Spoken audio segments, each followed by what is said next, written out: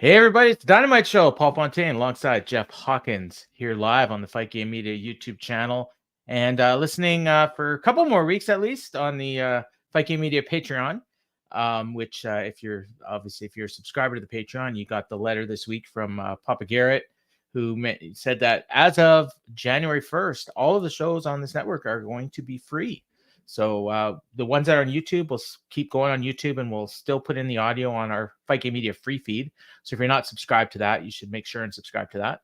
And there may or may not be ads. I'm not sure exactly how that's going to work, but you can still watch us ad free on Wednesdays. Back to volunteering, huh?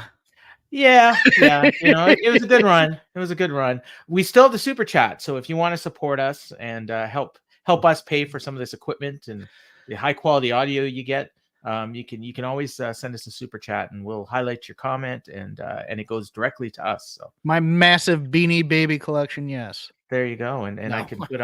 I can finally change some of that background stuff. You know, it'd be great to get another WrestleMania chair for the other side. Here on this AEW television or AEW recap show. Jeff, yes, we got a show to talk about here, but before we do, there was a big talking point this week, and I know a lot of our listeners, and you and I both as well, are regular listeners of Wrestling Observer Radio. Yes. And there was a hot topic this week between Brian and Dave. And no, we're not going to talk about the overrun. We've talked about that on this show before. I don't know how to use my YouTube TV.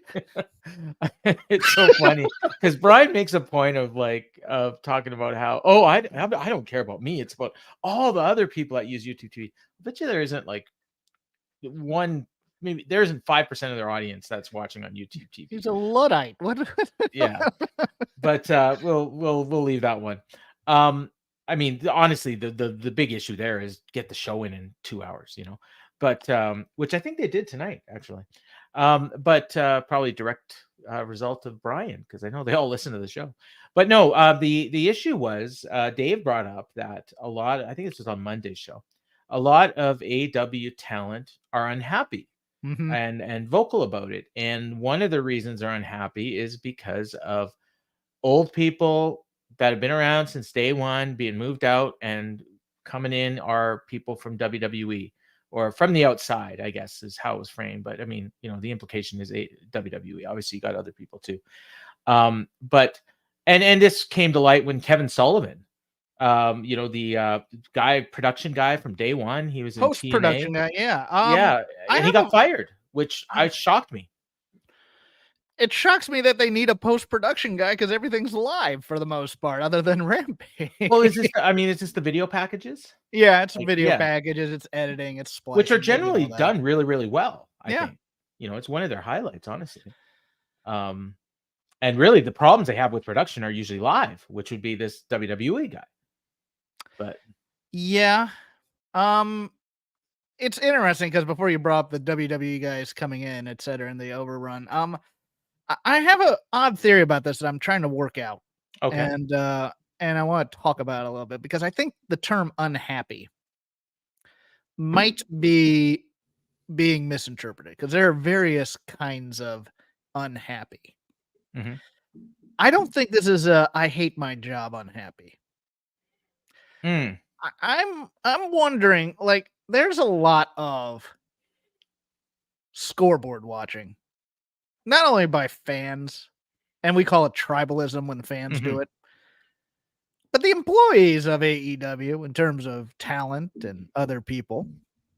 They watch what's going on, and you have to ask yourself, if you are highly motivated and you have a certain standard that you wish to get to, and if that standard happens to be the number one wrestling company in the United States / the world, who's going to be happy on this roster? Because the people who have been to quote unquote the show, to quote Bull Durham, they come in and it's not as tightly a run ship as WWE. They don't have as much in terms of a infrastructure and probably perks. I don't know, but WWE if you've ever been backstage for a big stadium show, that is a tightly run ship. Oh, yeah. That is, I mean, that is, you are here and people are, and it's a vibe, man. And you gotta Mhm. be able to survive in that environment. And if it's a little more low key, it's kind of like, all right. Why didn't somebody tell me I should be here doing this right now, as opposed to I have to be on my own to motivate myself? Cole Cabana talked about this when he was let go from WWE. It was like, I now have to go back to booking my own dates, et cetera, et cetera. But and those people who've been in WWE come out, and it's smaller arenas, and they're not exactly full, and it's not a Raw or SmackDown that's sold out where everybody's screaming to see them and very happy and excited. And oh boy, the WWE experience, blah blah blah. And then you have the other side of the coin. The people who may never have stepped foot in WWE, may never want to, but always curious about it. And all they've known are, you know, Elks Lodges, Moose Halls, smaller venues, maybe a college auditorium of some kind, basketball arena, something to that effect. And they're probably saying to themselves in some ways, so this is the top of the mountain. Yeah, and they're used to showing up at the building and what's my finish? Yeah. And that's it. Like, Yeah, yeah. it's a very and so that's what I think. I think unhappy can just mean we haven't reached the potential that we thought we could reach versus I don't like it here. I want to go away. Mhm. And I think yeah, I know people say that how much of a leeway are you gonna give that? Oh, WWE's been in business 40 years, AEW's been in business for 5. I Well, get no, it. I But think I it's think part but I it's part of the disadvantage of competing here. And but yeah. you and Well, I I think get that's that. part of his point, though, is that they've got the system ingrained over 40 years, whereas AEW is still establishing themselves. If So they you've have a got a system. mixture. I They're think still figuring things out, but I think you yeah. got a great point. So going back to the complaint about people not being happy, it's not that they're unhappy, with how they're pushed, or although that certainly was the implication I'm that sure there's Dave some. I'm gave. like, Yeah. But it's and more that like comes from competitiveness too. It's like right. I want to be the top guy. I want Yeah. a shot at this, and this But guy's it's not letting me. but it's more like they're unhappy that their own product isn't better. Yeah. They're looking at what's on the other channel and they're saying, why aren't we doing that? That's part of it. But I also think that you've got two competing sides almost. You talked about the guys that are coming in from WWE that are looking around and saying, okay, this is like, what's going on here? We need to tighten this shit up. And so they're trying to tighten shit up backstage. And then you've got the other guys that have been there from day one. And it's like, why are you tightening this up? I like it here. This is why I'm here. And If a I lot of wanted people to from go to backstage, WWE, yeah, a lot of people, left WWE. It's like, thank God I'm yeah, not working for that madman anymore, et cetera, et yes. cetera. And now But I've got another madman yeah, that I'm working for. He's a and different kind of madman, but and I think you combine that with just large organizations yes. have this types of change, especially when you have people up top who leave. Yeah. Like I go to a mega church. Our senior pastor left. We put in a new guy who was in his 30s. He's not the guy that this worldwide name who just left a legacy, et cetera, et cetera. We have campus pastors who come in and they go, oh, we're not going to do it like the old way, and basically insults all of us who are volunteers, That have been there the whole and who time. have been there the whole time building this. Okay, so you're telling us we've been doing it wrong this whole time. Thanks a lot. You get those types of situations when you have that kind of turnover in management, and there's always some dope who comes into an existing situation and thinks the problem is that gives that pep talk about how we need to tighten this ship up, we need to whip you a little harder to motivate you. The problem is you're not motivated enough, et cetera, et cetera. It's like, oh no, the problem is usually about 20 different things versus one. And Well, I yeah. think it's one of those things where and Tony is stretched very thin, and I think he plays things close to the vest, which also frustrates people. Well, and I think that, they had a way they were doing things for the longest time, and then they got bigger. They started bringing people from WWE and from other companies, and then those people have their own ideas about how things should be done. And eventually we kind of got into this over the first half of this year, maybe even into the fall, maybe like the middle part of the year. really, like from like March to like September, October, where they were really getting into the heavy sports entertainment thing. And then all of a sudden, Tony's getting flack for that, and people are complaining, even though the numbers were still okay, and they did a great gate at Wembley and all that.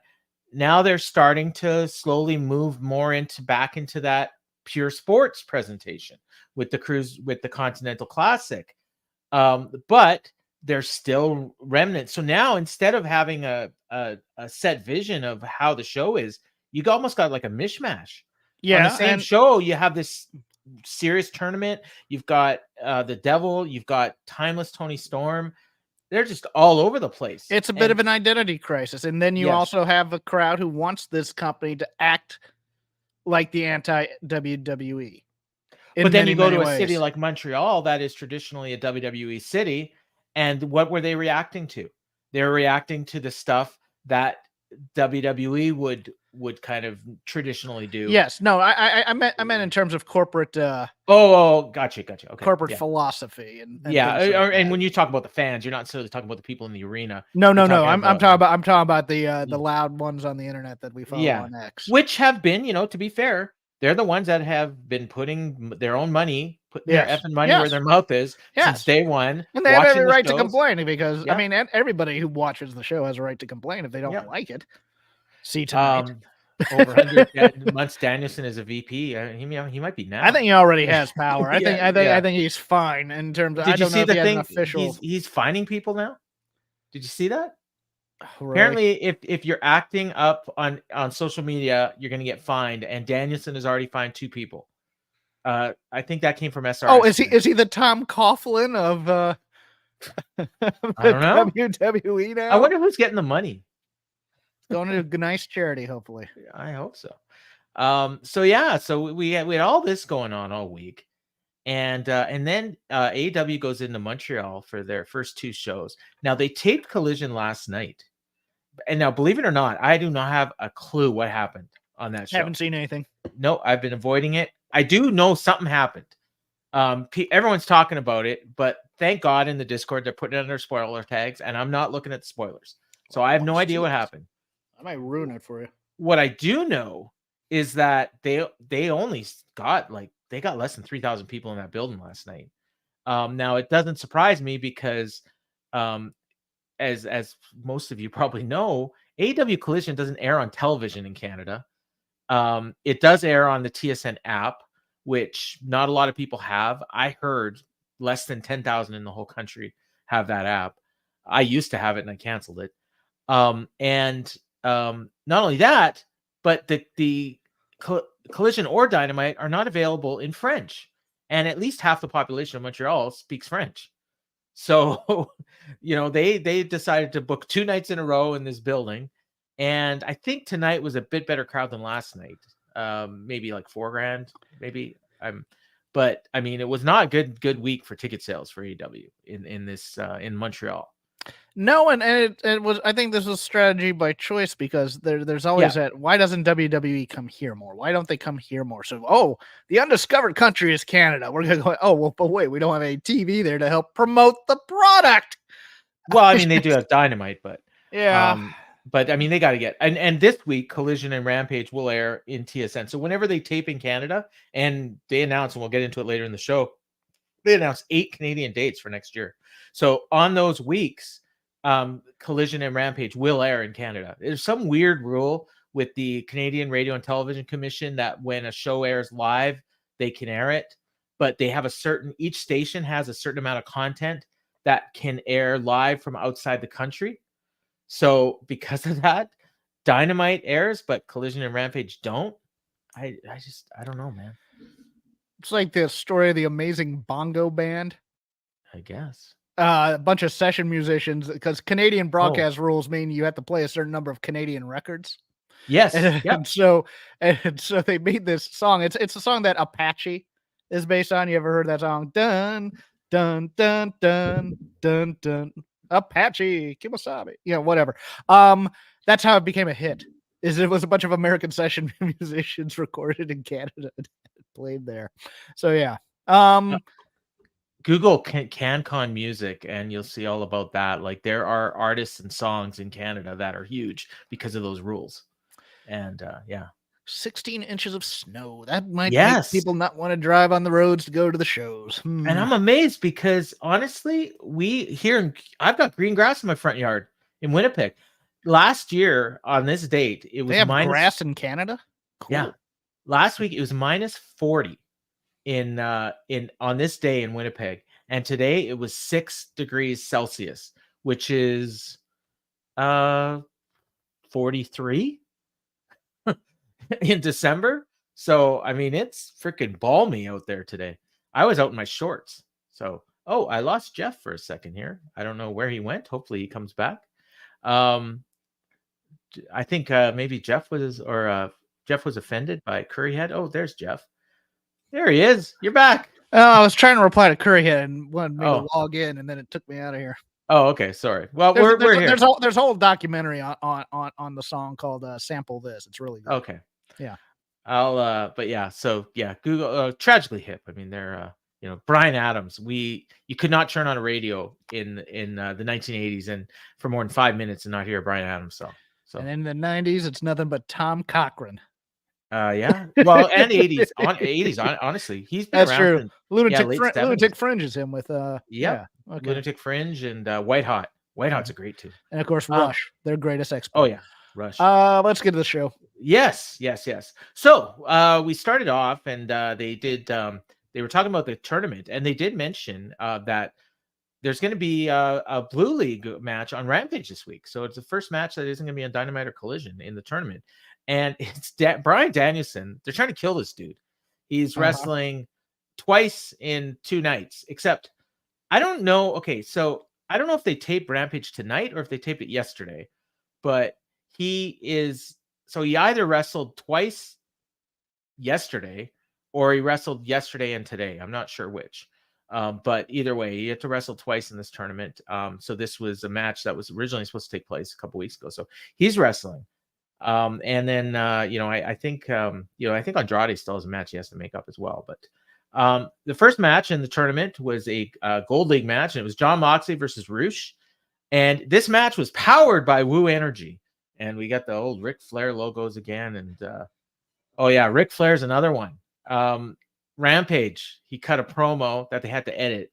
Yes. And they got a lot of heat from the people that were in the building. And Ric Flair sent out a tweet, and he's like, he apologized without apologizing by basically saying, I'm sorry people are mad. Yeah. I'm sorry people are mad and I have to be me. I don't need the money. Yeah. False. And then Tony goes out and says, well, he's actually paying us to be on the show. And the number of wrestlers are like, you just keep being you, Rick. Yeah. Oh my God. So I don't even remember what he said, but people were offended. And I watched the promo, and I mean, it wasn't a great promo, but I could totally see where they edited it. Like there was a clear edit. Was there? I didn't watch. So. Oh yeah. No, there was. He was on a roll, and then all of a sudden it ended. So I think he kind of went into business for himself. But yeah, powered by Woo Energy. So they fought on the outside early. They went out into the crowd. They're brawling all over the place. They're in this like cleared off area behind the seats where there's like just this random chair right in the middle that somehow Moxley ended up on, and Rush hit a move off it. But I'm noting at this whole point, I'm like, is there not countouts in this tournament? Like, where's the referee? Why aren't they doing countouts? The bell had rung. The match had started. They had been brawling outside for at least 3 minutes. Then later on in the match, they brawl to the outside, and the ref immediately get it back in the ring.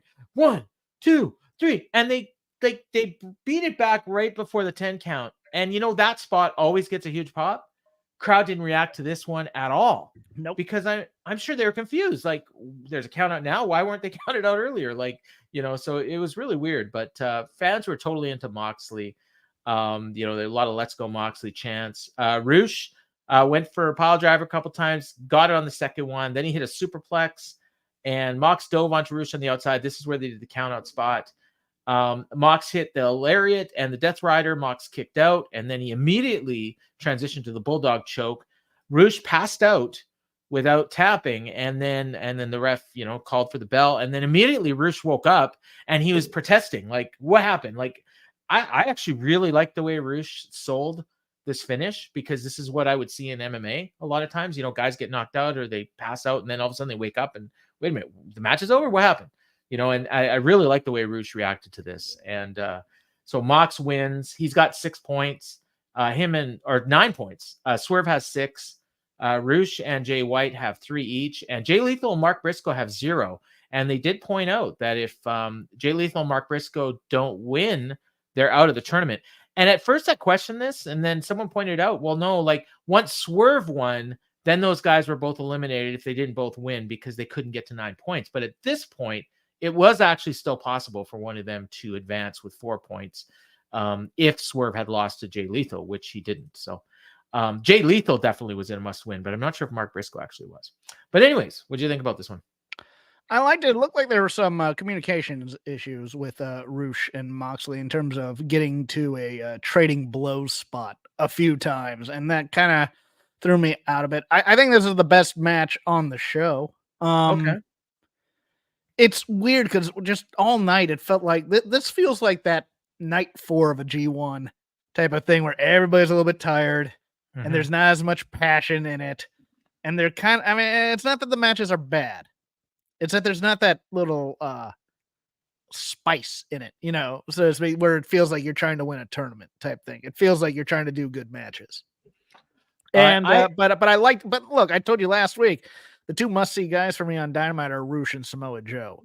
Okay. And so it'll always be hard hitting, and I'll always enjoy it. So yeah. I'm gonna agree with King of the North here. I actually preferred the Swerve match, but every show, what I've noticed is like these tournament matches are all really good, and there's like I'll hear 3 different shows and I'll hear 6 different opinions about what the best match was, you know, like or why the best match was. So I mean, there's like last week, I thought clearly, I can't remember which one it was the best, and then someone else said no, it was this one, and then someone else, no, it was this one.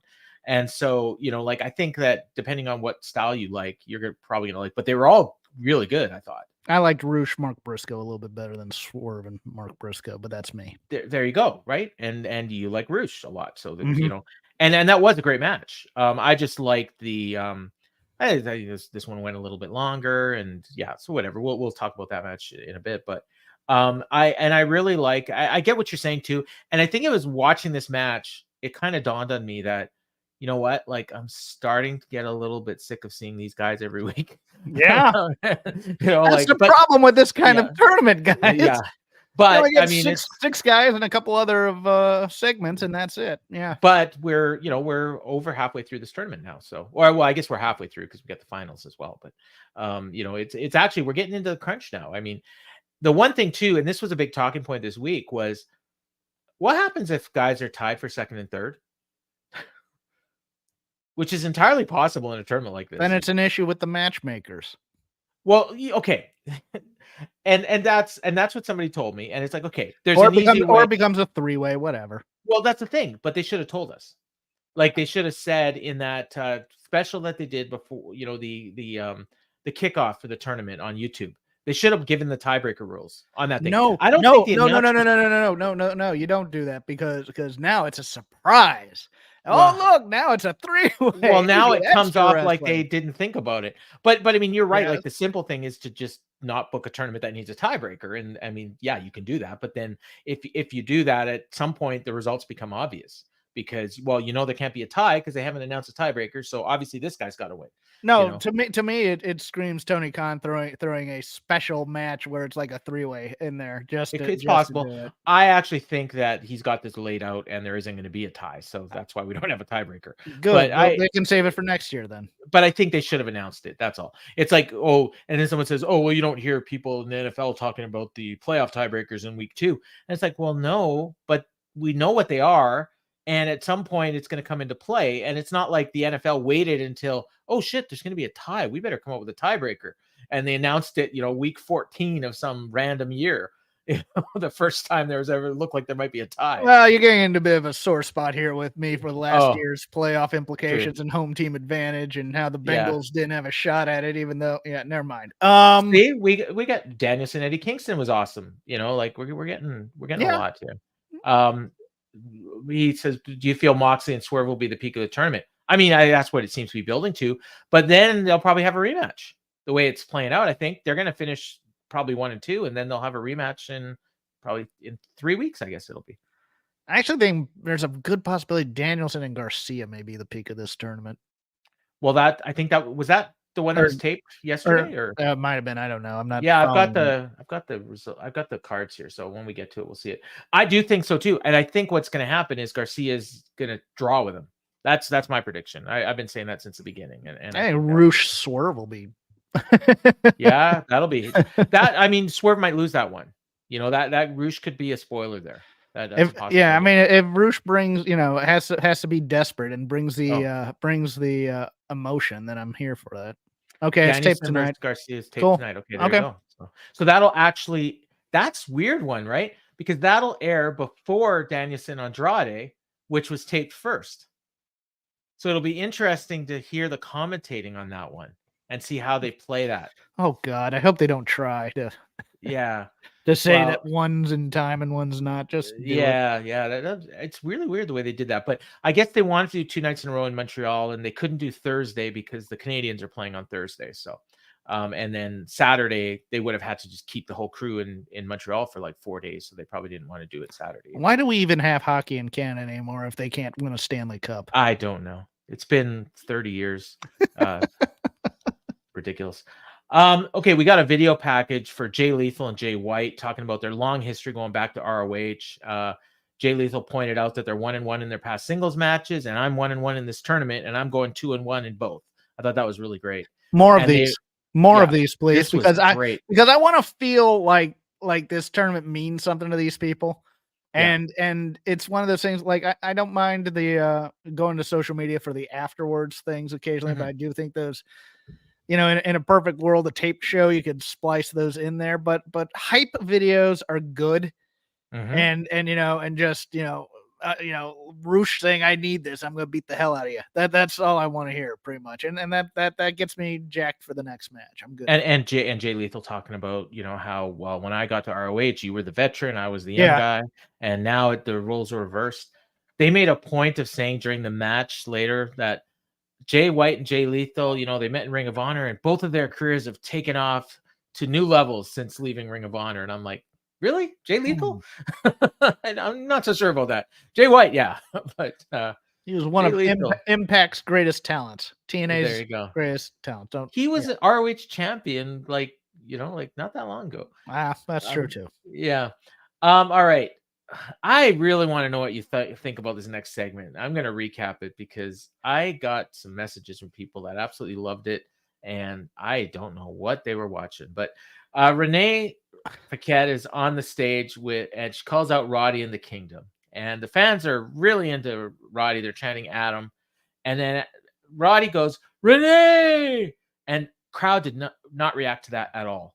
Because I think this thing, they want to hear Adam, but when he starts in with Renee, Samoa Joe, they're just like, this is stupid. But he says, it's obvious that Max is going to put a dagger in Joe's heart tonight. Actions have consequences. Joe put his hands on a hot stove and it's going to get burned. And then Renee says, well, Roddy, what if Max isn't the guy you think he will be? And Roddy says, every decision has consequences. Look at me. This is my life. I'm in a wheelchair because of the decisions I've made. This is my life every single day, and I will live with the consequences of my decisions until now. And then he stands up, and the fans actually booed this. And then he says, I will no longer suffer the consequences. And Taven is like cheering, and he throws the chair off the ramp. Crowd starts like chanting something. I don't know what they're chanting, but maybe it was neck strong. I don't know. But it sounded almost like they were heckling him. And he says, this wheelchair has held me back for far too long. And he throws the mic down, and that's it. And this was freaking bizarre. I don't know what the hell was going on here. First of all, big props to Matt Taven for the giraffe sweater. I died at that. Yeah, it's a nice little piece of thing. I am mostly on your side here. This did not work at all. I agree with you wholeheartedly, because unless Roddy is the bit is he screams Adam And then he gets very calm and quiet and says things like that. So if he starts screaming random words, it's no longer as funny unless he's mistiming when he starts screaming the words. Yeah, Like yesterday I went to McDonald's and got a Big Mac and just keeps going on and on and on. Or do it like once in a promo, but not like back to back to back. But right? It also, what happens is, because he lost the bit and the thread here, it also took away from the quote unquote dramatic moment of him standing up and getting rid of his chair, which I think people wanted to wait until an in-match type of moment for him to do that, to get the ooh spot. It wasn't well planned. You didn't really, I think also the point was, this was the week where we're getting all the suspects lined up for the devil. Yeah. All the red herrings, adding a new one. All the red herrings are coming out this week, and that's why they chose to do this now. Okay. In terms of him standing up out of the thing. He's getting serious now. He's getting serious now. He's getting angry that he's not getting the credit. He might be the devil because he's no longer going to take responsibility, et cetera, et cetera. Here's suspect number one. Okay, next segment. Adam Page Hangman Adam Page comes in. He's suspect number two. Number three is Joe, quote unquote. You have Max. Nobody's ever accused Roddy of being the devil, have they? No, they have not. I don't believe, unless it was in week one. I don't think so. Okay. And I don't think anybody's accused Adam Cole either. No. Yeah. So, and so maybe it's both of them. Or a whole group of them. I wonder if it's possible that him doing that, Adam, and then Renee, Samoa, like maybe he's trying to kill it. It was the Samoa would have killed it for me, because I just watched that. Okay, that's dumb. But is it? Oh, Roddy accused Adam Cole. Okay, I didn't because his friend's name is Joe. Samoa is the nickname. Yeah, it should be Samoa Joe. Yeah, yes, thank you. But maybe he is trying to kill it because he's about to go serious and he doesn't want people chatting at him anymore. Yeah, he doesn't want to get face reactions with the Adam anymore. That could be a possibility. I mean, you remember the moment last week with Christian, and I still think he purposely screwed up and called him Luchasaurus accidentally so that the crowd would turn on him and start doing that. That could be part of that thing. Roddy knows his first name is Samoa. That's a good one. Or someone, who is it? Somebody, I think it's Garrett, always calls him Samoan Joe. Samoan Joe? Yes. Yeah. Taz probably calls him Samoan Jones. But I mostly agree with you. This did not work for me. All right. Well, you mentioned the next segment, and I guess there must have been a commercial in between here, because Renee was backstage, and she's outside MJF's locker room, and she wants to get a word with him, and all of a sudden Hangman, who we haven't seen since Full Gear, he just wanders, just showed up in Montreal. I don't know why. He's not booked for a match, but she says, "We haven't seen you since Full Gear. How are you? Where have you been?" And he says, "Well, I couldn't fly for a few weeks, but I'm cleared now." And he said, "I got something I need to say to Swerve." He says, "You broke into my home. You went into my son's room. Yeah, it took Nana and Cage to help you, but you beat me in a Texas death match on pay-per-view. So I can concede, and I recognize when I lost, and you've beaten me. But at Full Gear, I took something that you will never get back. We're bound by something bigger than either of us, and you should know this isn't over. I know what you want more than anything, and I'm going to make sure that you never get it." And MJF showed up, and he says, "Howdy, Seabiscuit." And he says, "It's so impressive to see you alive after you two guys tried to see how many STDs you can give each other." And then Paige says, "I don't have 30 minutes of time to spend while you talk to me." And then he walks away, and then Renee says, and then MJF says to Renee, "Well, the reason I have to talk for 30 minutes is because he just put them to sleep." And then Hangman, he heard that, and he turns around, he comes back, and he says, and then MJF says, "Oh, you want to do this?" He says, "Well, last time we were face to face, I verbally broke you in front of Bret Hitman Hart." And Hangman says, "Yeah, and then I hit you with a buckshot." And MJF says, "Yeah, well, last time we met in the ring," he says, "I beat you for my diamond ring." And then Hangman says, "Yeah, well, I consoled myself by winning the world title." And MJF says, "Yeah, and how long did your reign last? 6 months? Well over a year for me." And then Hangman says, "I'm sure you're going to be real proud when you're 80, living by yourself with your 9th cat, and talking to him about your 1-year title reign back in the 20s. And MJF says, "Let's get honest." He says, "There's one guy that I think you're the devil." And Paige laughs him off, and he says, "No, I've known you for a long time. You've been a manipulator. It's probably just you. you attack your opponents and pretend you attacked yourself. And then MJF says, you want honesty? How about I beat the living crap out of you? And then Joe magically shows up out of nowhere, and he gets in Max's face and he says, we got other issues and they don't involve him. I may have missed some stuff because this segment was like 2 minutes, and MJF said as many words as he usually says in the 30-minute promo. Like they were back and forth. I had to stop and rewind like 4 different times to get what I got, and I think I still missed stuff. But what did Hangman take from Swerve? What his I'm not sure what he took from Swerve. Maybe his that was my question before everything else edge, happened. Maybe? I don't know. Maybe I took your humanity from you. It's humanity. Esoteric. We're not seeing. I think what he's insinuating though is like you're not getting to that world title. No, and I'm good with that. Yeah. I'm good with that part of it. It was just the part where I took something from you that night. I'm like, no, you didn't. You lost. You know what this feud reminds me of? And you'll appreciate this. I don't know how many people watching and listening will. Reminds me of Tommy Rich and Buzz Sawyer. Okay, I can see that. Like, it's like a blood feud that's going to end up doing more damage to both of them. Like, in storyline, not necessarily in real life, but like to where these guys hate each other so much, it's going to get in the way of their careers. Now, for Hangman and MJF, I don't know how to feel about this. I'm still kind of processing it a little bit because I came out originally thinking my first instinct was it's far too passive aggressive between the two of these guys. And it comes off as kind of whiny in a way. But at the same time, I was also watching and going, I don't think MJF is hitting the right note here. In terms of his blood that he drank. Okay. That could be, yeah. I stole your soul by drinking your blood. Yeah, I just thought MJF is a man hunted, and I don't know if coming out and starting fights is the thing, but yeah, I mean it was okay. I didn't hate it, but I wasn't going. I loved it too, but it was good for Hangman to finally get in there and get some promo time. And been waiting for that for a while. Yeah, and kind of like, where does he go from after losing? And I thought this was a decent. But now let me bring up with the aftermath of it. Jump ahead a little bit. Okay. MJF laid out with the bottle and it's broken. Yep. It would be hilarious to me if everybody's basically telling us what's going on this entire time. And then it actually is MJF. And he is setting all this up to make it look like people have attacked him. Well, I mean, you know what? Like, it didn't even occur to me with the bottle. And the announcer should have pointed it out. Maybe Hangman should have even had a bottle with him while he was talking to MJF. Well, Taz pointed out the bottle. That was smashed. He mentioned the bottle, but he didn't mention Hangman likes to drink.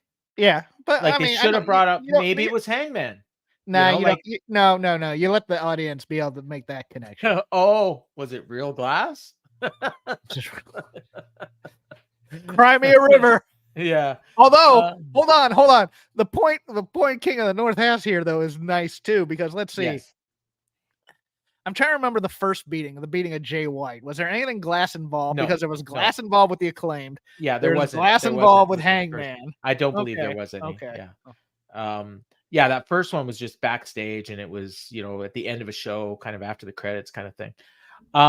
I do think that it's possible that they're pivoting now, and they may be going to MJF, because that might also be why you put MJF head to head with a babyface and had him going a little bit back to having that edge of, like cutting down the babyface. Yeah.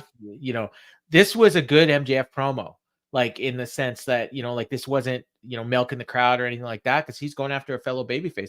Unless Hangman's turning heel. This was heel MJF again. Yes. Okay, that makes more sense then. Okay. Yeah. So, and then again, like he's setting up, like he either was attacked by Hangman, or he wants people to think it was Hangman, or the real devil wants people to think it's Hangman. In your opinion, during the course of this entire angle, have they changed the devil internally, you think? I do. Okay. So. But what I want to say is, the very first night this happened, my initial reaction was that it was MJF was the devil and Cole was part of it. Yeah. And that was my very first instinct. And since then, I've pivoted a bunch of times into what I think it is. And now I'm to the point where I think it's possible MJF is a devil. So, You're think working Adam yourself Cole's into a shoot, brother. I think Adam Cole's injury made them pivot. Okay. Yeah. I just hope it's not. It can't be Sabine Callahan. It can't be Mustafa Ali. It can't be Dolph Ziggler. Like, I'd be fine with Britt Baker, but I'm not sure how it makes sense in storyline. And some people have brought up, well, how does MJF get back at Britt then? Well, no, he gets at Cole. No, they take off the mask. It's a mirror. It was you fans all along. You were the devil. Boo! Can you imagine he takes off the mask and it's MJF and he's staring at himself? It's like Luke and Dagobah. Yeah. The devil is Aunt Pam. Oh my God, that's a callback. How dare you? Do you think it's Jack Perry? I mean, it's possible. I really hope it's not. I think that'll get over like a fart in church. Unless he's been somewhere in a basement practicing promos. Yeah, that'll be a disappointment. He had a couple good ones, but or unless like they've stuck him with Britt in character in terms of he's dating Britt now, and they just start making out that this was to screw all of you guys. Yeah, that'd be good. Oh, it'd be awesome if it was Aunt Pam, but I don't think that's happening. I hope not. I'd be here for that. Just because Jeff would be upset. All right, next we got the match that I thought was the match of the night and maybe the match of the tournament. I'd have to look back at my star ratings, but I really liked the Danielson Kingston match, and I really liked the Kingston Brody match. But I need to pause you here, Jason. Don't bring that bad juju in here, man. Don't. Oh, the Tony Khan call. Oh yeah. Devil. No. Well, this one, I mean, Vince Russo. Yeah. Bro. Swerve Strickland versus Jay Lethal. Swerve's shoulder is all taped up. Shivani was going off about the tournament and how wonderful it is, and he just lost himself and he started talking about WCW, and Taz had to correct him and even made fun of him about it a little bit. And they pointed out that even if someone gets eliminated, they'll finish their matches because it's important that they do well, so they might get invited back next year. And they brawled out into the crowd again, and the ref didn't even threaten them with a count out. So this is getting on my nerves a little bit. But Swerve gave Briscoe a suplex off the barricade, and then they went to commercial after that. They came back. Swerve was in control, and they went back and forth here. I wrote down Swerve and Jay Lethal, but it's actually Swerve and Mark Briscoe. Sorry, my bad. Briscoe hit Redneck Kung Fu and a bunch of chest chops, and Fisherman Buster got a 2. And then he yelled at Aubrey for not counting faster, which is really odd. You don't usually see that from him. Swerve got a roundhouse for 2. He went to the top. Briscoe chopped him, set up a superplex.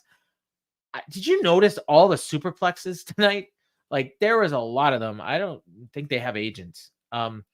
Anyways, Briscoe went for a J Driller. Swerve reversed it. He hit the house call, went for the top, and hit a 450 splash, but Briscoe got his knees up and covered for 2.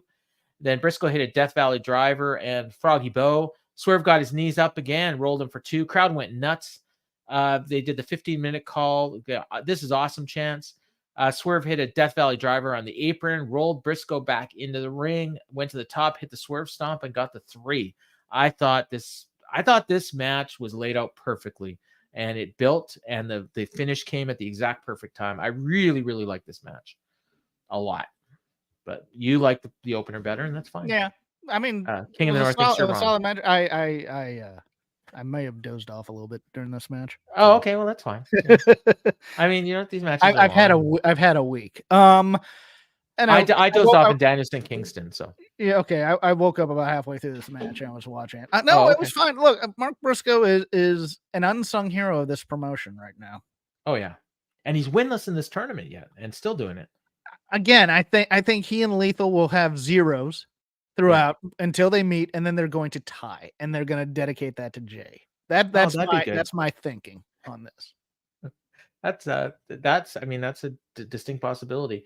Because I don't necessarily think you want to beat either one of them. I suppose if you are, it'd probably be Mark that would get the win. But I like the idea of them going to a 20-minute draw in an awesome match, and then both kind of raising their hands to the sky at the end. Play Jay's music, put him up on the video wall, and fans can chant Jay, Jay, Jay. like they did tonight. Keep that idea to yourself, please, Paul. Yeah, all right. We went backstage. Remarkable Renee was with Mariah May, and she asked, "What happened to your meeting with Tony Khan?" He says, "He loves me. He loves Japanese wrestling. We planned my debut. I'm going to bring honor to AEW." And Renee says, "Well, who's your opponent going to be?" And she says, "That's none of your business." Isn't he a promoter? Way to build the fight, guys. Yeah. She said, "But tonight's all about Tony. I'm going to be watching and studying." And then she said she made fun of Ben Mankiewicz's name because he was going to be introducing Tony. And that was that. I mean, she looked real good. I don't know what we've got here in Mariah May, but I guess we'll find out when she wrestles. I'm starting to think it might not be much, but we'll find out. The anticipation is killing me. Yeah, we'll find out. All right. Next we got, and this is advertised, and they promoted it all week. And hold on. I think I made a joke about this on my other show, possibly, but I actually think this is very good corporate synergy. Oh yeah, with Ben Mankiewicz. Yeah, of Turner Classic Movies, which is part of WBD. Yeah, well, I mean, we'll talk about that in a bit when the intro. I thought it was really well done, honestly. Okay.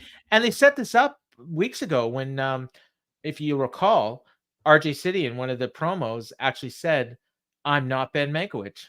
Yeah. So, and that got Twitter mentions, and they probably came up with this idea. So it's weird that they did in Canada where we don't get Turner Classic Movies, but it doesn't matter. They're playing for the larger audience on the States. Samoa Joe and MJF versus the Goons.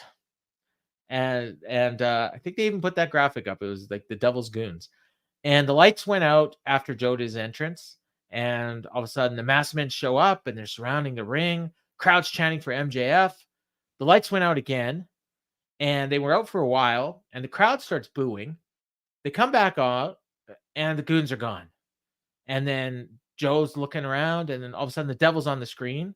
And then they switch back to footage of MJF, and he's laid out backstage. And as you pointed out, there's a broken bottle beside his head. And Joe ran to the back after him. And then they come back from break, and we got a recap of the angle. And Excalibur actually says, Hangman said that MJF might be the Devil. And then Taz said, we didn't actually see the attack. And Tony Schiavone had this look on his face. It was like, I can't believe that prick fooled me this long. He didn't say anything, but he just like, I told you guys for the long, and now you had me cheering him, and now he might be the Devil. Like it was, he said a million words with this one sad look that he had on his face. But I will say that I think this killed the crowd because they wanted to see Samoa Joe and MJF wrestle, and they didn't. And they advertised this, and it's not like AEW to promote a match and not advertise it. And there's no reason they couldn't have. This was obviously a booking thing. This felt like a bait and switch. I mean, it felt like a bait and switch because it was a bait and switch. Yeah, I mean, crowd wants to see the stars, and if you don't get to see MJF that night. Like they didn't see MJF at all. For all we know, that segment was taped back. Yeah, because and also they don't always play those for the crowd too. They just they did hear because you could hear the crowd reacting during the Joe. But I mean, they might not have been there. Like they could have taped that anywhere. Like the fact that Hangman was there. Like what the hell is he doing in Canada if he wasn't wrestling? Like they flew him out just to do that promo. I mean, I suppose they could have. He's a big fan of the all dressed chips. Pardon my French. Did I say that out loud?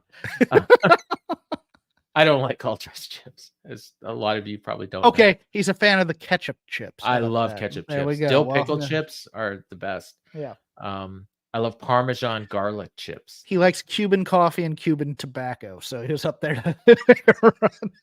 Yeah, I'm not gonna lie. So we go to a backstage promo, and it's just someone's back, and I was pretty sure it was Mox, but I thought it might be Kingston for a second. But no, he turned around and he had this wild look on his face, and he says, and it's Moxley, and he says, "I'm humble before God and my mother. Look, I know exactly who I am and what I'm capable of. I'm 3-0. I expect to be 5-0, and I'm going to win the Continental Classic because I'm the ace of the world." And Swerve shows up and he says, "I'm 9-0. You're 9-0. We're both 9-0. I don't know why he's saying 9-0, but he says, "I'm willing to do whatever it takes to win at all costs, as you saw in LA. And it doesn't matter who's in my way." And then Moxley looks at me and says, "Good, me too." And then Swerve says, "See you in Texas, big boy," and walks off. And Moxley's like, "All right, let's go. This is good." It was fine, but it does not have the same emotional resonance as these other promos that they've been taping for. And it felt like they want to do, let's do one live and see what happens. And I just went, it was okay. But I mean, they've been killing it with these things. Yeah. And I think it's partly due to the ability to do more than one take. Or have time to gather your thoughts. Or have time to gather your thoughts before you do it, etc. Yeah, this didn't work for me as much as you. I do realize they both have 9 points, but that's not what he said. No, he said they're 9-0. I get that. Yeah, he could have said that they had 9 points, and that would have been fine. But he said we're both 9-0. But whatever, math's not his strong suit. So they're going to wrestle next week, and basically the winner of that, I mean, they might be guaranteed to win the tournament because we still don't know if there's a tiebreaker. But if there is, I assume it's head to head. But it actually probably doesn't even matter who wins because the top 2 are going to face each other in the finals anyway. I think this is going to set up the rematch. I think they're eventually going to set up. They're going to go again. They could even draw. I mean, that's true too. Yeah, this would be a place to do a draw, and then maybe have. And then the story is Jay White is hot on their heels now that he has a win, and he could pass them. And he could pass them. Yeah, without with having a loss. Yeah, so they could do a draw, and Curry had said that he thinks it's gonna be bloody. I think there's a real good chance of that. So then we got Ben Mankiewicz, and he did a intro for Toni Storm. He brought up Garbo, Brando, and Groucho, and I thought he was going to say Stormo, but no, he's like, and then we have Toni Storm. Never has an artist encapsulated being a woman in professional wrestling before in history, and I'm like, there's been a million of them. And he brought up all the different films that she's done, and he actually got all the names. I don't even remember them all, but Lover's Lament and The Butler Did It, or whatever they were. The last one almost sounded like one of those Alvarez silent films that he and Vinny did. I thought, I thought he was going to put that one in there just to slide it past us. But Whack the Mole or whatever. And he says that kid or something like that wasn't. Oh yeah. Tonight is her greatest role ever as AEW World, or he says playing the part of AEW World Champion as timeless Toni Storm. He says, so chin up, and I thought she was going to say tits out, but he says no, watch for the shoe. And so he's back to that original catchphrase. Did you get Skye Blue's promo on Rampage? I think I did, but I may have forgotten it. Where they did a promo. It might have been Collision actually, where it was Renee, or it was RJ City, I think, and they did the black and white thing with Toni, and she did her chin up, tits out, and made fun of Skye, saying the only time people ever pay attention to you is when you're walking away and they're staring at your bottom. Yeah, and then she did like chin up, tits out. And then so they go to commercial, they come right back, and now it's Skye. She's by herself. She doesn't even have an interview person. She's got no effects like Toni. And she says I'm gonna have my chin up and I'm gonna have my tits out. And like it's just when Toni says it comes off like the delusional, character or whatever. When Skye said it just kind of, like sounds a little trashy, creepy. Yeah. Crude. Yeah. So I don't know. I thought it was a bit of a swing and a miss, but some people liked it. I wasn't one of them.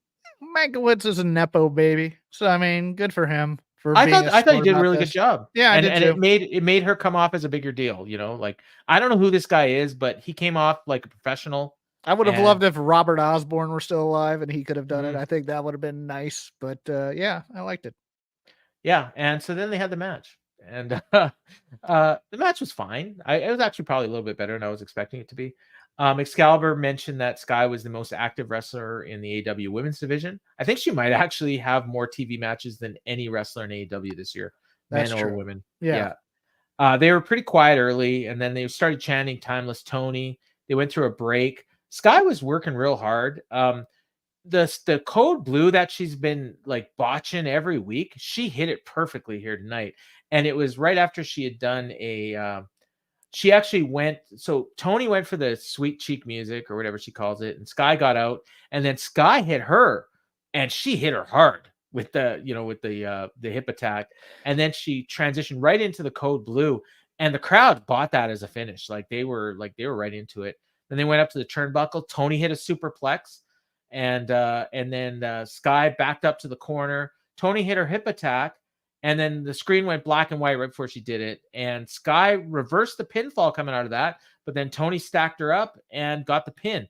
And this was I believe, the second match in a row where somebody hit their finisher, and then they reversed something and did a stack pin. It was really weird. They were doing the same thing over and over again. But early in the match, Toni Storm was beating the crap out of Skye Blue. A little bit. With those chops. I mean, that, and I don't know if you caught this. You don't catch the picture-in-picture, do you? No. Okay, this picture-in-picture was ridiculous.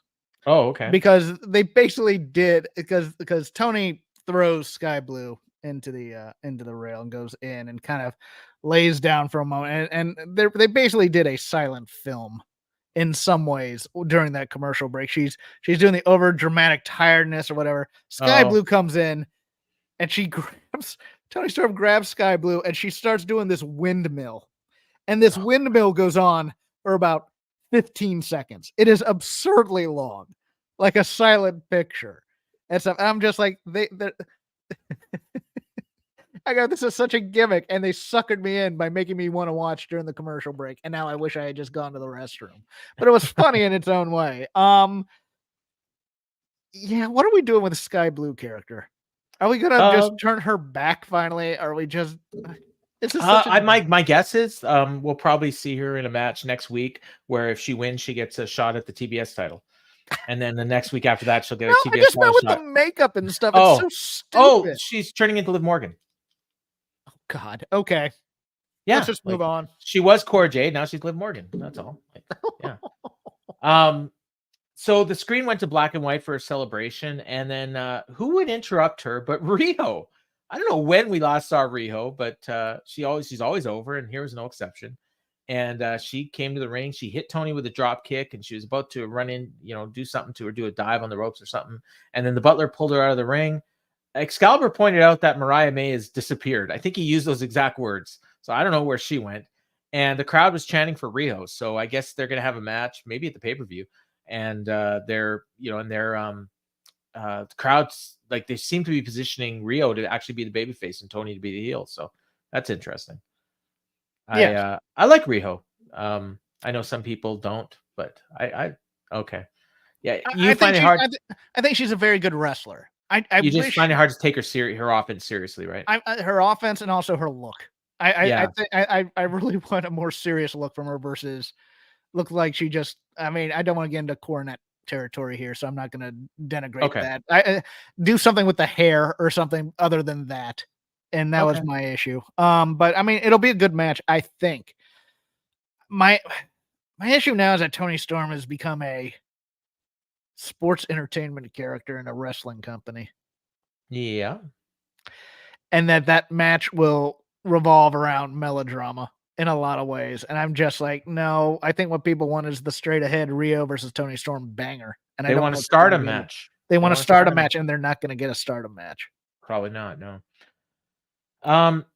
I misspoke earlier about the two straight finishes that were similar because it was actually in the next match. But before we got that, they did announce a Canadian tour, as I mentioned earlier. So it's so March 16th to 30th. They're going to be in Ottawa, Toronto, Quebec City, and London. So 2 straight weeks. April 10th, they're coming here to Winnipeg. Nice. Yeah. May 9th, they're going to be in Edmonton. May 11th in Calgary, and July 10th. May 11th in Vancouver. So our boy Preet Paul's going to be happy about that. Because as we're on Canada, can I say I'm kind of here for Kenny Omega versus Ethan Page? Yeah, that was taped yesterday. It's going to be on Saturday. When Ethan Page is put in one of these, like in the Detroit one where he got the world title shot against MJF, he brought it. I think he's going to bring it in this Kenny Omega match too. That wasn't Detroit. That was Hamilton.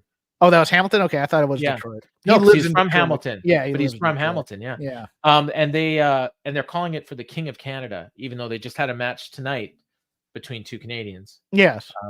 And they're arguably bigger stars. But so is the Dark Order, but I'm not counting that. All right. July 10th in Calgary for the Calgary Stampede. So my guess is going to be that they're going to kick off the Owen in May in Edmonton, and then they're going to probably finish it in July in Calgary. So that sounds would be about my right. guess. Yep. And maybe they'll expand it a bit this year and take it a little more seriously, is my hope.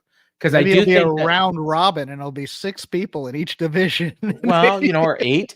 I do think that this Continental Classic is actually, I think it's resonating with the audience. And if you look at the ratings, they're increasing the segments for these matches, and there's a lot of positive feedback.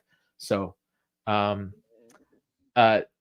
Toronto, Quebec, London is very odd travel wise.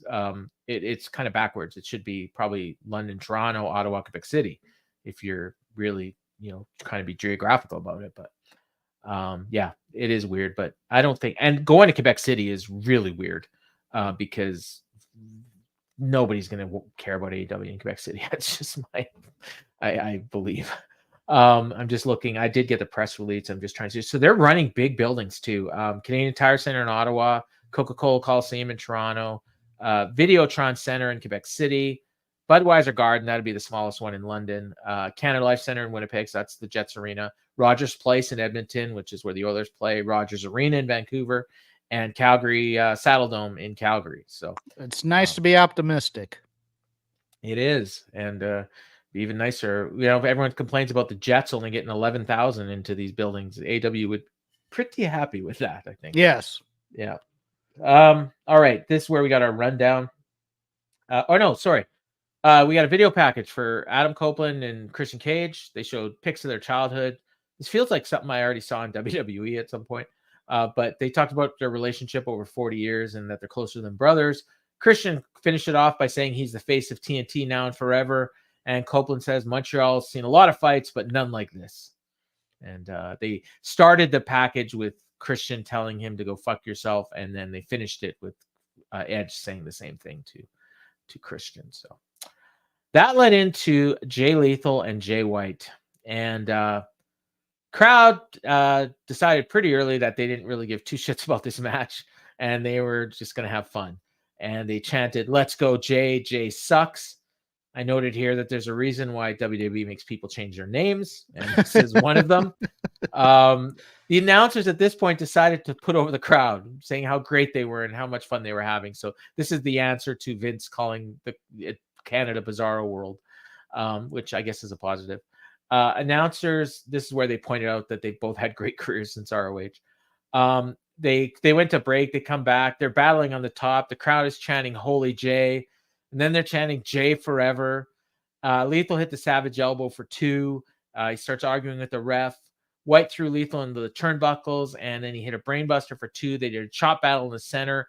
Every time they did a chop, the crowd went "Jay, Jay, Jay, Jay." And Jay hit a sleeper suplex. Here's where they announced Danielson's getting 2 matches in a row. He's fighting Garcia on Rampage and Andrade on Collision. And we're also getting Claudio versus Eddie on Collision. Lethal went for the lethal injection, but White countered it. Jay, I was mixing their names up the whole time. Jay White went for the Blade Runner, but Lethal rolled through, and then while White rolled through that, and he got the pin. So this was 2 in a row where they did the double roll-up spot into the pin. And Jay Lethal got the pin. I thought this was the weakest match of the tournament so far. And possibly no fault of the 2 guys in the ring, but it was the crowd. And maybe it threw them off. I don't know, but this match wasn't very good. Weakest of the entire tournament or just the gold? I can't think of any in the other one that were worse unless I'm forgetting one, but because the gold have been pretty good or the blue have been pretty good. I can't think of any bad ones. Yeah, I won't disagree with you. Yeah, Garcia and Andrade. No, I like Garcia and Andrade. So yeah, I'm trying to think of any that wouldn't have been good, and I can't think of any. So fair. Maybe someone's going to tell us if there was a worse match. But what'd you think of this one? I'm in line with yours. I thought this was it was there. Now, and did the crowd? It felt like they were having issues. They want to do a lot of tricky, coordinated spots, and it looks like they didn't have the coordination in there at first. To me, that's what I was taking out of it at first, and then they got to it, but it was like a lot of It's like you watch Malenko Guerrero and then you try and copy it, and it's not as good. That's what. What did you think of the crowd? Like, did they churn on the match because of the match, or did they just decide, hey, we're gonna have fun with these names, or were they still pissed off about MJF and Joe? I think they just wanted to chant "Let's go Jay," and they had no real interest in the match, to be honest with you. And it's possible they're not familiar with these guys. No, I mean, I won't go that far. I'll just say I think they knew both guys' names were Jay. They thought it was be funny if they chant that. I mean, but don't blow this off, because Jay Lethal is he's not a huge Dynamite guy, and Jay's a Collision guy, and they don't air in Canada. Like, so they may not know Jay White that very well. And Jay Lethal's been around forever, but ROH wasn't huge up here, and especially in Montreal. Like, it's possible they weren't familiar with these guys. But they're at an AEW show. That's true. And if you watch Dynamite, you should know who these two guys are. If you're going to an AEW show, it's one of those things where it's like you have a choice. You either know AEW or you're just a wrestling fan and you go, "What's this?" And I think the Occam's razor is that they watch AEW in some way or they follow it on social media. So they know who everybody is. I think they gave away a lot. But they also know that these guys are kind of part of two mid-card stables, so they don't really matter. Jason pointed out that Jay White just main evented a pay-per-view, which is true, and it did pretty well by all accounts. So maybe I'm off. Maybe they were just having fun. I think it's one of those, these guys aren't going to win, so I'm not going to care about this match. That could be too. Because they pretty clearly positioned and told you Mox and Swerve are the guys to beat here. Yeah. In this thing. So they did the standings. Mox and Swerve have 9. Jay White has 6. Roosh only has 3, so he needs to win out, and even then he might not get enough. And Mark Briscoe and Jay Lethal each have 0, and they are out. And then in the Blue League, it's Brody King has 6.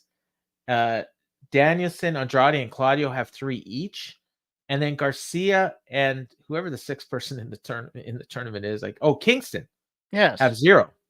So Kingston needs to win out, and I think he still has a chance, but he needs some draws, I think, in order to actually advance. I think I did some math, and that's the conclusion I came to. So, but I think he's still alive, anyways.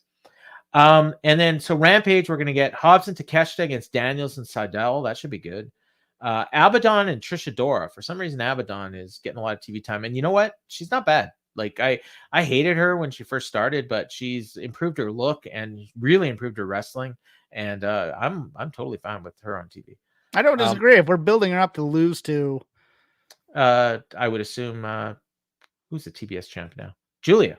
I think that's yeah. So they're probably going to wrestle at the pay-per-view. Didn't they already have a match? Hold on. Did they? No, they did. Abaddon won a number 1 contender, I think. Oh, okay. I thought Julia Hart and Abaddon had a match like last week or 2. Oh, maybe. Was it Collision? Maybe. Might have been. Yeah. Well, then you know what? If she lost and she's still wrestling, good for her. Orange Cassidy and Danhausen will appear. That got a big pop from the crowd.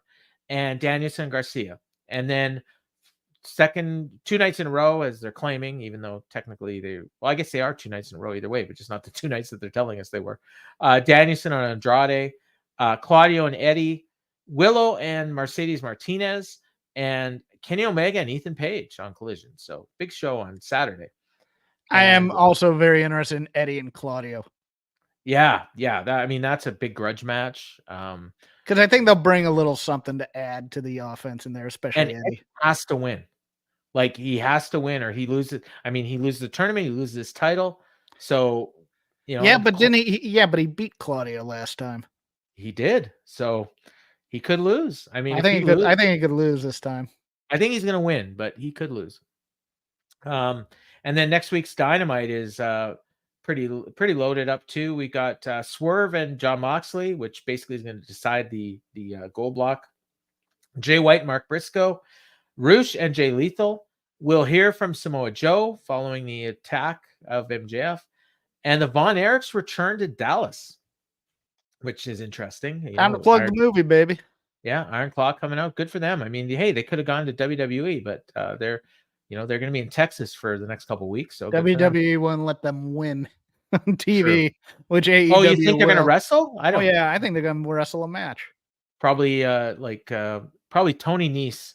It's going to be 2.0. Josh Woods. 2.0 and somebody and Hager. 2.0. Yeah, 2.0 is the one. Oh, you think they'll let Kevin wrestle too?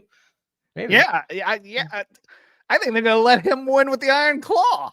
Oh, that could be. Yeah. And Hangman and Roddy Strong as well. So that's an interesting match, actually. I'll take that one too. Yeah. Yeah, that could be good. And then we got our main event. Adam Copeland and Christian Cage. They noted on the graphic that Cage has a 74 day reign, and he's 7-1 in his Dynamite career. He's been in this company for 3 years, and he's had 8 matches on Dynamite.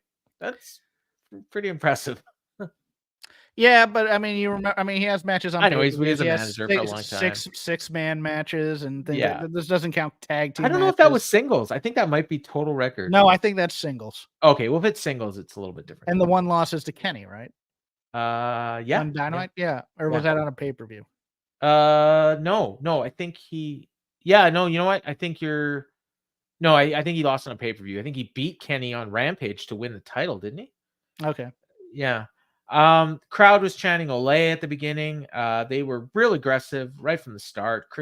Copeland took advantage. He was bashing his head into the ring apron and he's beating him outside the ring. Crowd was chanting, "Who's your daddy?" Then they chanted something really, really loud, and everyone was chanting it. And I could not make out a word. I had no idea what it was, and I know I know what I was.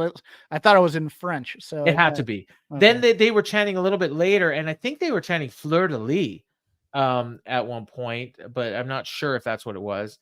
And then they went to a break. They came back, and the crowd was really heating up here. They were chanting, "Fuck you, Christian." Christian hit a Russian leg sweep off the second rope, and then they're chanting, "You fucked up." So I don't know if he botched the move. Maybe I didn't notice if he did. Edge went for a spear, but Christian blocked it. Edge snapped his neck on the top rope. They were hard pushing the Wembley tickets here. And then Tony Schiavone says, and I quote, "We've sold over $3 million in pounds of tickets, which is over $4 million US dollars."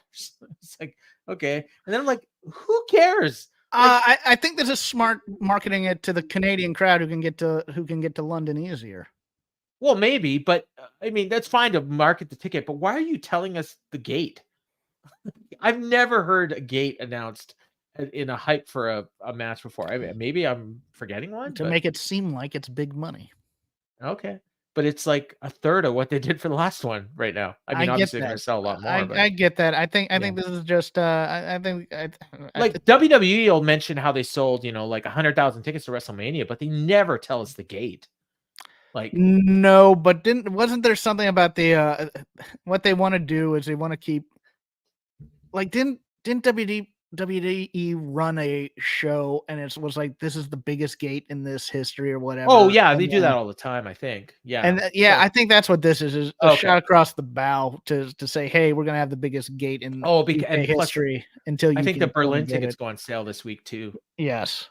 Yeah. So that's So if WWE announces they sold 2.5 million, well, hey, we did 3 or 4. Anyways, Edge Christian went for a spear. Edge reversed it into an impaler. That was kind of cool. Hit a running Liger bomb for 2. They did reversal spots. Those are real big tonight. Christian went for a kill switch. Ed reversed it into a neck breaker. Tony Schiavone really liked that counter. Crossface by Adam Copeland. Fans are chanting, "This is awesome." And the match was getting real good at this point. I agree. Christian makes the ropes to break it up. Edge was in mount and just pounding Christian with forearms. And I'm like, I watched a lot of UFC, and the ref would have stopped this because he wasn't fighting back. But he got up and he made the mean face. And he went for a spear, but Christian leapfrogged him and hit the kill switch. And Copeland kicked out. That was a really good near fall. I actually thought he was going to get it there. Christian went for a spear and he hit the turnbuckle. And then Copeland came out of the thing and he accidentally nicked the ref. And the ref had his back turned and Christian just nailed him in the balls. And then he went to the outside and he grabbed his belt. He missed the belt shot. They both went for spears and they banged into each other midair. And the ref was still down. And who should come out but Shayna Wayne, who we have not seen in a few weeks.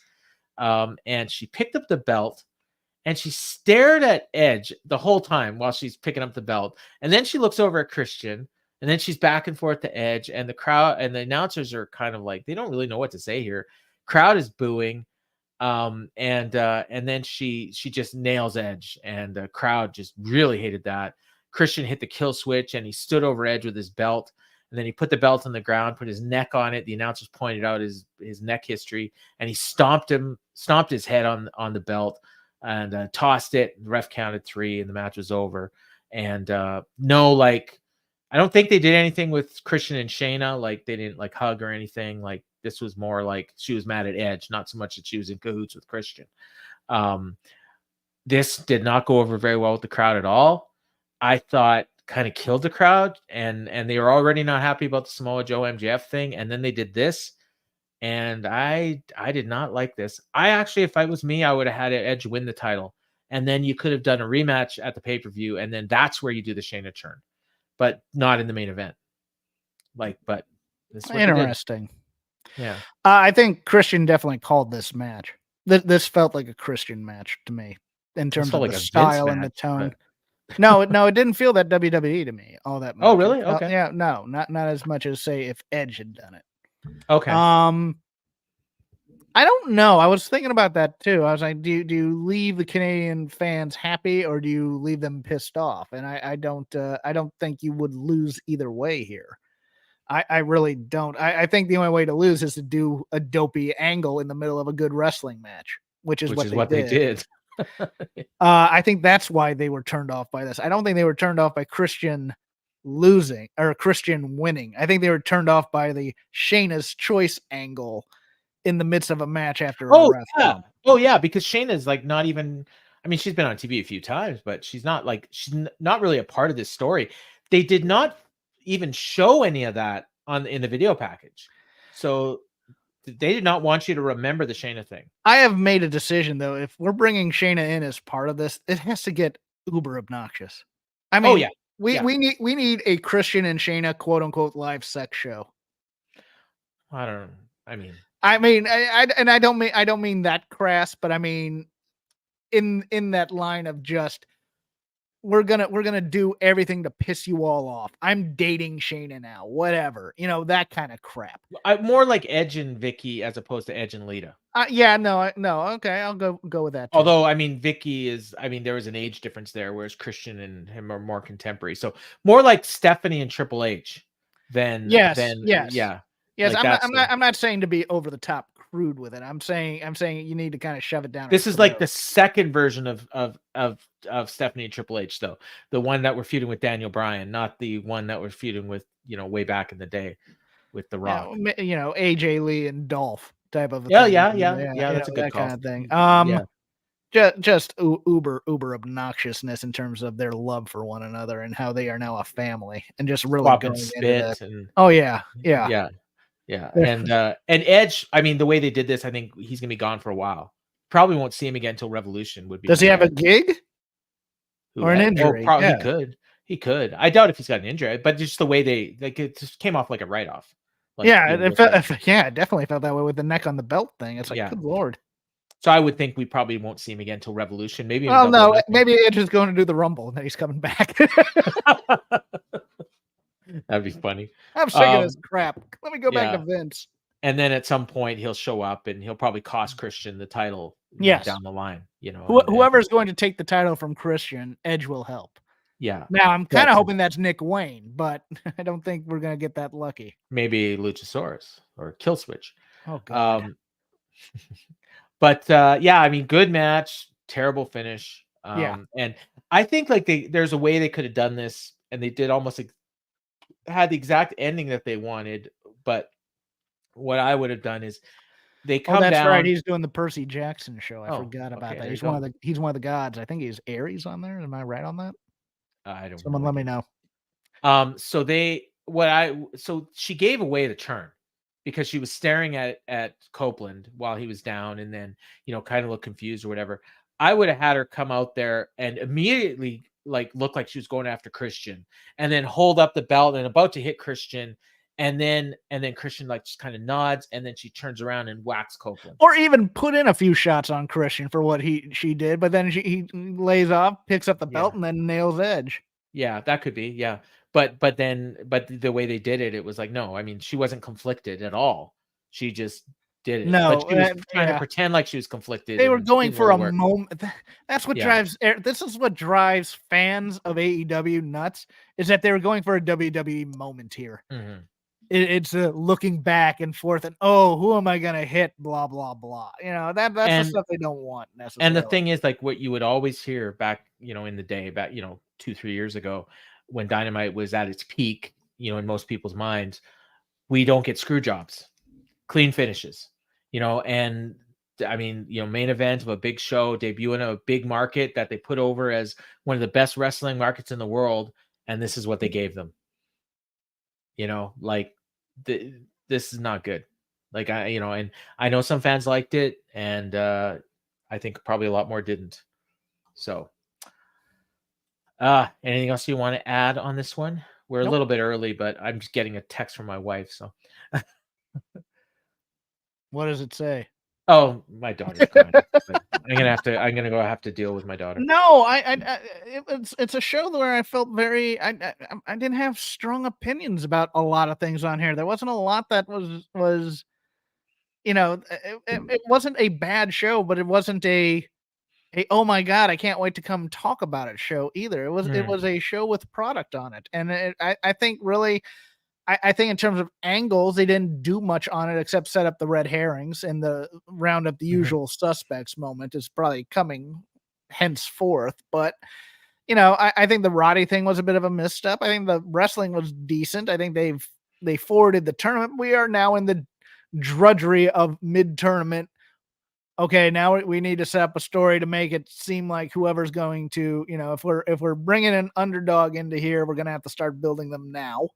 Type of a thing, but we can't do it just yet. I mean, we're halfway through a long 6-person have to fight each other tournament, and you've already knocked out 2 guys who can play spoiler, but we're gonna see what they do and see if people are interested in those matches. I think Swerve and Mox. I mean, boy, that's a match at this point where you feel like you cut promos and build that and make it something. And instead, it's on next week. There we go.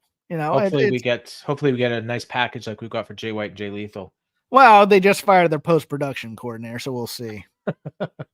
I will tell you, I can't remember if I said this at the beginning of the show or if it was when we were talking off air. So if I'm repeating myself, I apologize. But as I'm watching this show, at one point I was thinking, man, this is like a classic Dynamite, like just real good wrestling, not a lot of shenanigans, a couple promos, but nothing overstayed its welcome.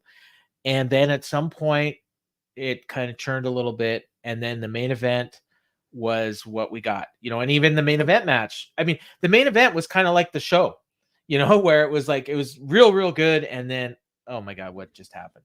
Like that's kind of what the show was too. So I went from wanting to talk about how this episode was like a throwback to the classic Dynamites, and now we're back to talking about they're doing too much WWE. And I hope that this is it. Maybe we're gonna get a little more serious.